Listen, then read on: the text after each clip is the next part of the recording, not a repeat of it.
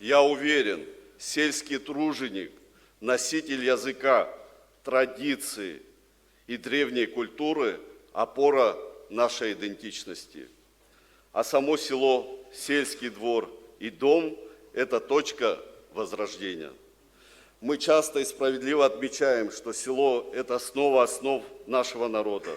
В современный век стремительного прогресса и отрыва людей от корней абхазское село – это то, что позволит нам сохраниться как народу, а значит, сохранить нашу идентичность. Дорогие друзья, перед нами стоят серьезные задачи, поставлены приоритетные цели.